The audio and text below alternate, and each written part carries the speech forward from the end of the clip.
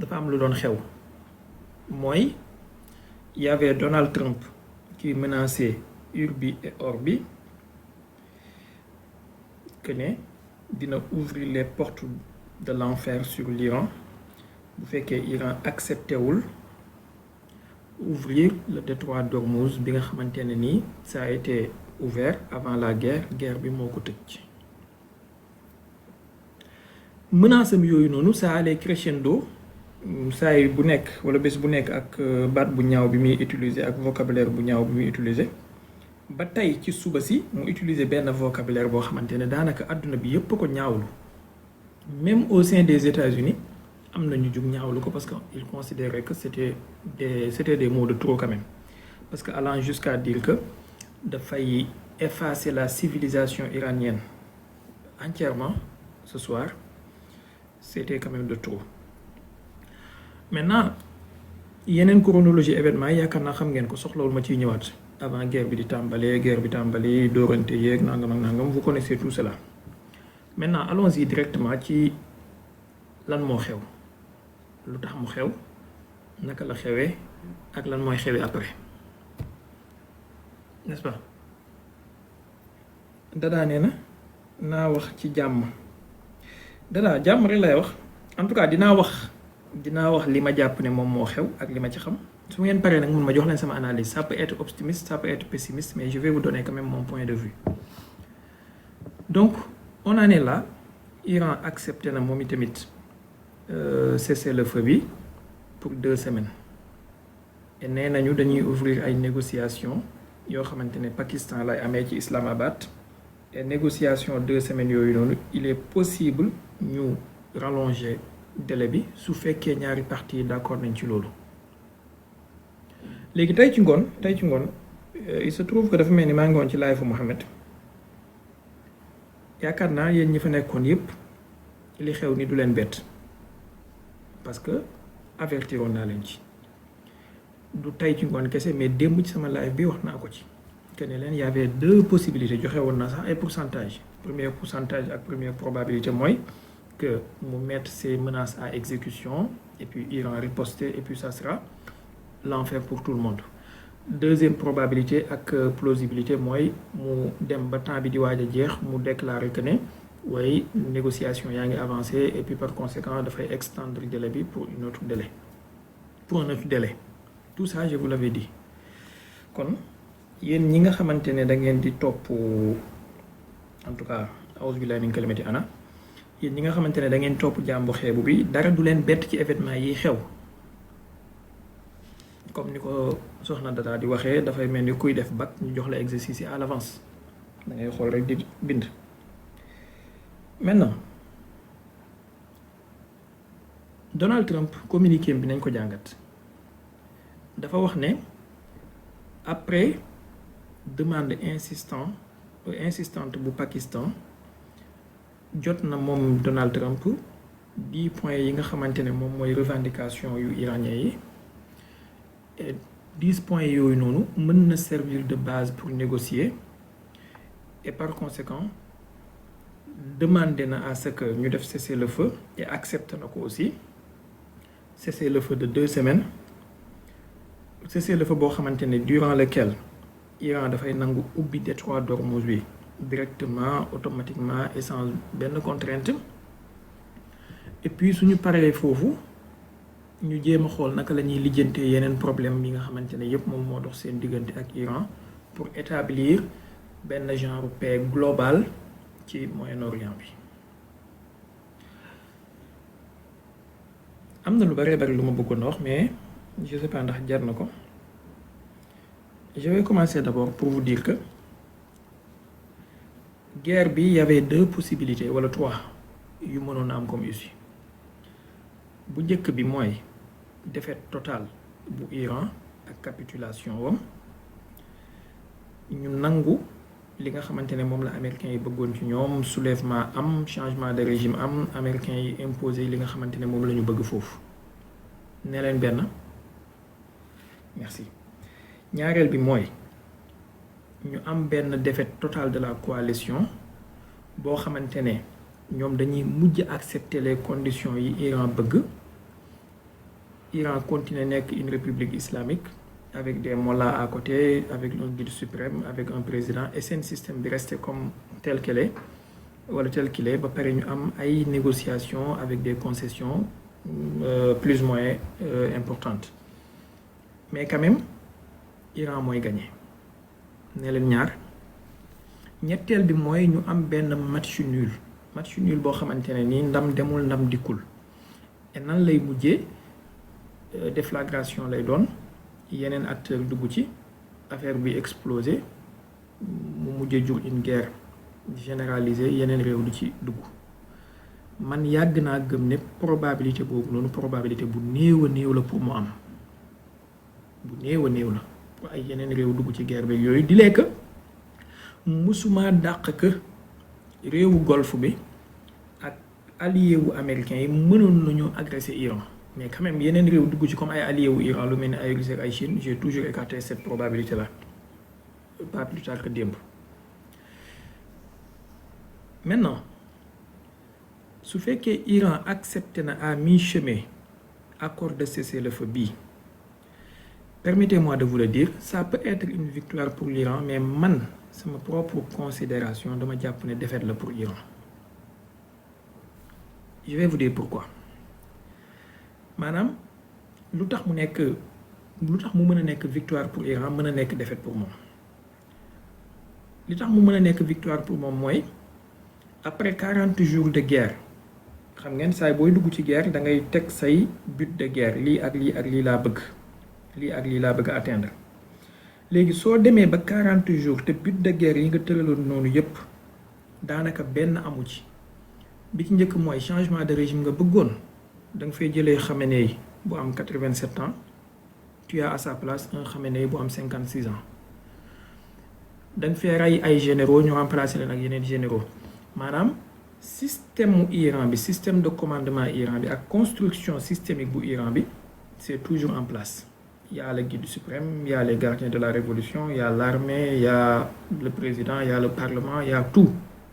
Donc rien n'a changé. Il n'y a que les têtes qui ont changé, mais rien n'a changé. Kon foofu échec la pour la coalition, victoire la pour Iran. ñaareel bi mooy américain bi da nga bëggoon na wax ne da ngay dem jëli li nga xamante ne mooy uranium enrichi bi ak tamit xañ Iran capacité nucléaire bi. wax naa leen ko démb wax naa leen ko tey ci live Mohamed tey ci ngoon maanaam opération bi ñu doon def la nuit du 4 au 5 février 5 avril c'était une opération non pas de sauvetage d'un pilote mais opération pour mettre la main sur l'uranium enrichi point à la ligne déroulement yi événement yi nii gën na maa conforté ci loolu imaginez leen Donald Trump su arrivé woon à mettre la main sur l'uranium avec cette opération commando là konoon la nuit du 5 lay déclarer guerre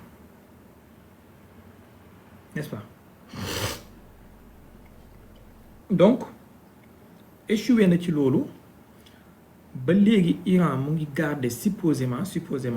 460 kilos d'uranium enrichi yoo xamante ne mën na ko transformer mu nekk 20 têtes nucléaires entre 16 et 20 têtes wala 12 et 20 têtes nucléaires ba léegi Iran mu ngi garder ay centrales nucléaires ak ay infrastructures nucléaires yoo xamante ne ils sont plus ou moins intacts n'est-ce pas donc côté bi nga bëggoon ci wàllu nucléaire Iran bi échoué nga ci ñetteel bi mooy da nga ne woon da nga bëgg limiter la capacité balistique de l'Iran léegi xam ngeen lu may def entre parenthèses baal leen ma tuuti yéen ñi nekk ci suuf mandat de dépôt xam ngeen ni ngeen def pour ñu ubbiwaat ko n'est-ce pas merci beaucoup léegi capacité balistique gu Iran bi nga wax ne moom nga bëggoon na am ba maîtriser seen capacité balistique bu ñu amati une menace balistique buy peser ci àdduna bi gis nañ ne jusqu'à présent waxuma la sànq de mais ba fii may wax ak yéen nii may wax ak yéen am na ay missiles yu doon jógee Iran léegi di dem Israël kon ba léegi Iran mu ngi tirer ay missiles am kon foofu tamit échec total la maanaam tey ci ngoon la mujj Iran dugal na ci équation bi yeneen type de lanceur yu bees mooy lanceur u Khyber Shakan yu am double lanceur donc la coalition échoué nañ ci 3 points principaux yi nga xamante ne moom la ñu amoon contre Iran: changement de régime, maîtrise des capacités nucléaires, maîtrise des capacités balistiques. Donc mën nga wax ne kon victoire là pour Iran en quelque sorte. Ça c'est sur le plan sur le plan bilatéral entre l'Iran ak États-Unis wala entre l'Iran ak la coalition. Maintenant mu des lu ñuy tuddee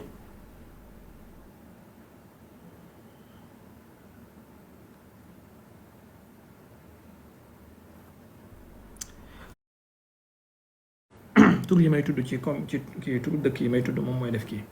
mais dafa mel ni gars yi dañ koy signaler parce que maa ngi jot ay signalement quand même. Anyway amul problème su tëbee rek ma dem nekk ci la ma nekkoon sànq.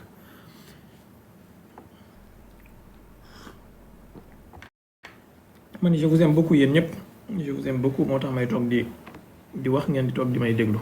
mais su naree dem ba ñuy signaler live bi muy tëb c'est pas compliqué. mën ngeen dem après déglu ay ñoom Adamo, après man ma dem téye sama course wala ma dem téye samay livres,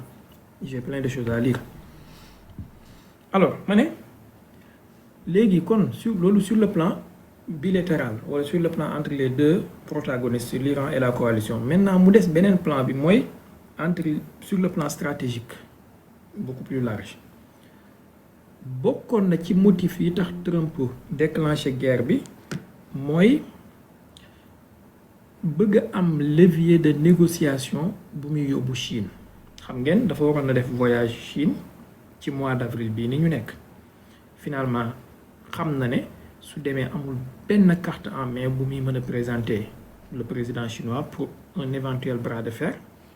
Économiquement la Chine moo nekk di dominer mbir yi, technologiquement les États-Unis sont laissés en rade, même ci wàllu intelligence artificielle il y a le DeepSeek qui a cantonné les OpenAI ak yu mel noonu. Énergétiquement la Chine se porte bien, donc il fallait mu am un levier de pression bu muy mën a sukkandiku pour négociation bi ak Chine. Te semi victoire bi mu am ci Venezuela doyul, ba fii mu ngi tolloo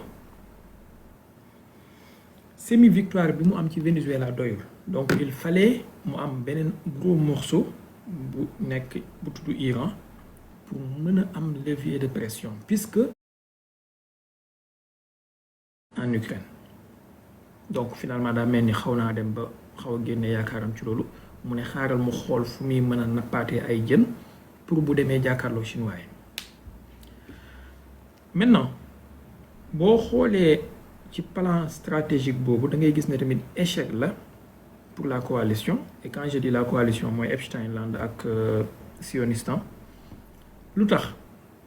mooy tey lii di détroit d'Ormuz bi ba léegi nekkul ci contrôle coalition bi. Il y a que deux probabilités yu mën a am, soit mu nekk ci contrôle iranien yi, soit mu nekk contrôle ou sans contrôle comme ni mu meloon avant la guerre. Donc rien n'a changé. Ñaareel bi lii di pétrole Iran bi nekkul sous la mainmise des Américains, donc doo mën a ñëw ne chinois yi def leen chantage jox leen matière rare ak ay minerais pour ma jox leen pétrole Iran à bas coût. Doesn't make sense puisque le régime n'a pas changé. Donc gis ngeen ni sur le plan stratégique aussi c'est raté. Sur le plan stratégique ba léegi les routes yi ma leen fi waxoon démb mooy corridor yi nga xamante ne moo waroon a dox diggante Iran, diggante Inde ak Émirats ak Arabie Saoudite ak Israël aussi, en tout cas jusqu'ici c'est raté.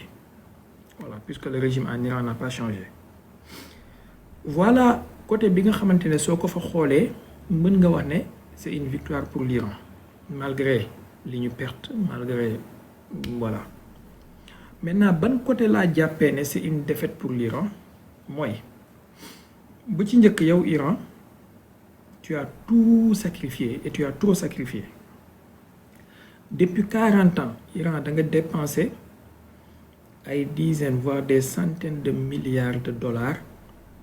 ci benn programme muy programme nucléaire ak balistique. Da nga former ay ingénieurs, former ay généraux, former ay leaders. Tu as laissé ton pays être infiltré jusqu'à la moelle épinière, de sorte que say tet yépp découpé nañ leen commencé ko ci Qasim Souleymani jaaree ko ci Khamenei jaaree ko ci ñoom Hadji Zada ba ci Amir Moussawi ñépp décapité nañ leen. léegi soo nekkee ci benn guerre boo xamante ne nii yow yaa am the upper hand maanaam yaa nekk sur la position dominante nga war a jekkali sa adversaire mu daanu connaissant que li desoon bariwul ndax adversaire bi commencé woon naa nekk à court de missile intercepteur commencé woon naa nekk à court de missile offensif te lii yëpp détaillé naa leen ko fi benn par benn avec des chiffres nga xam ne soo continuer waatoon 1 à 2 semaines adversaire bi il serait obligé mu ba jël benn ci ñaari choix soit mu utiliser arme nucléaire soit mu ñëw sukk ak ñaari oomam maanaam nga arrêté en milieu de chemin comme ça c'est une défaite pour yow lu tax bi ci njëkk mooy tu vas entamer des négociations yoo xamante ne ni amul lenn lu lay garantir que ne sa adversaire bi dina respecter ay termes yu muy signé ci accord négociation yooyu amul c'est-à-dire yaa ngi am affaire ak adversaire boo xamante ne ni négocier nga ak moom du benn yoon du ñaari yoon du ñetti yoon te saay bu nekk njuuy na la trahir na la bombarder la au milieu des négociations def na ko du benn yoon du ñaari yoon boroom xel kenn du ko màtt ci pax ñaari yoon donc suñ la njuyee ci négociation benn yoon ñaari yoon waroon nangu ñu njuyaat la ci négociation 3e fois te yow xam nga ne adversaire boobu dafa am stratégie boo xamante ne benn cercle bu vicieux la sànq maa ngi ko doon wax ci live kii bi maanaam mooy attaque cessez-le-feu négociation attaque attaque cessez-le-feu négociation attaque attaque cessez-le-feu négociation attaque donc cercle boobu noonu soo ko comprendre nga xam ne def nañ la ko du benn yoon du ñaari yoon war ngaa mën a njortu ne moom lañ la nar a defaat aussi soo engagé wu ci négociation yi c'est-à-dire tu dois pas avoir des attentes trop grandes yaakaar ne soo duggee ci négociation il va respecter quoi que ce soit parce que il te regarde de haut il te regarde comme un sous-homme comme une sous-civilisation comme des animaux kooku nawloowut la pour respecter benn signature bu muy signé ak yow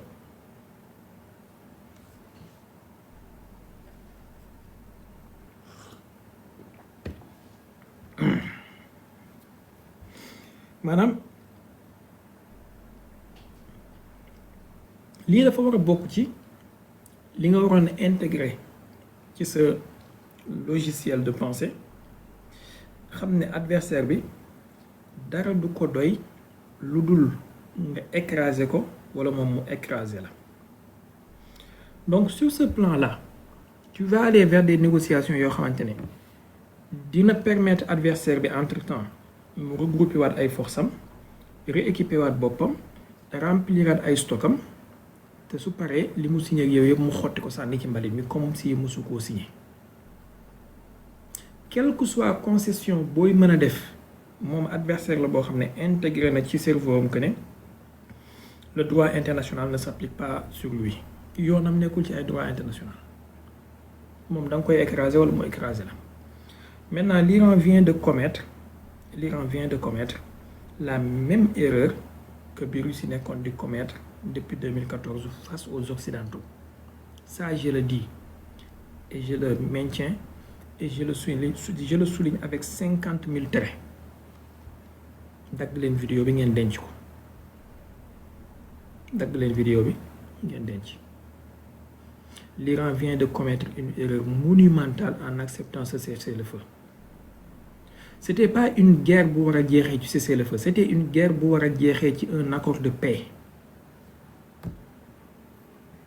maintenant lan moo jur erreur monumentale bi selon mon analyse Iran dëkk la boo xamante ne ni dañ ko infiltrer ba comme pas possible c'est-à-dire les mêmes personnes qui ont signé ce cessez-le-feu là les mêmes personnes ñoom ñoo signé woon ñoo nangu woon cessez-le-feu bi amoon ci mois de juin 2025 c'est le même président c'est le même ministre des Affaires étrangères ce sont les mêmes conseillers à l'époque bi ñu ko signé j'avais dit ici malheureusement man du may garder samay vidéo pour ay archives ak yooyu parce que bon je sais pas damay def vidéo di bàyyi muy jàll peut-être am na ñu koy jël mais lii yëpp suñ leen ko tegalaatoon da ngeen di gis comme si c'était une prophétie bien vrai que je suis pas un prophète je suis pas un messie je ne détiens aucune vérité mais sauf que y a des réalités et y a des faits yoo xamante ne soo ko xamee tu sais que 1 plus 1 ça donne 2. À l'époque j'avais dit clairement que ni Iran accepté na cesser le feu en juin 2025 deuxième round wu guerre bi c'est une question de temps danañ ko attaqué waat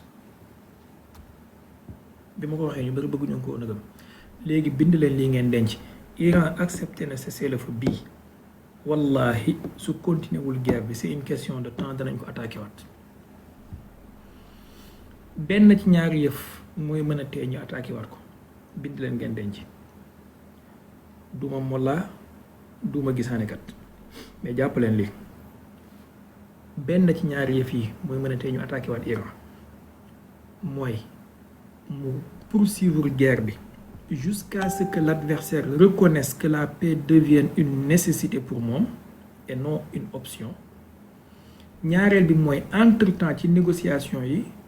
mu def test nucléaire su fekkee 460 kilos yi mu denc am na xeluk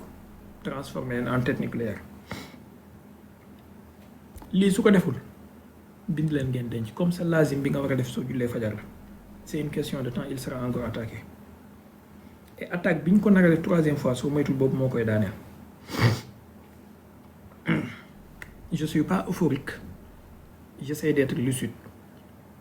quel que soit ni ma faralee dëkk bi quel que soit ni ma faralee politique am bi muy def noonu laa amee tamit ay critique ci seen orientation stratégique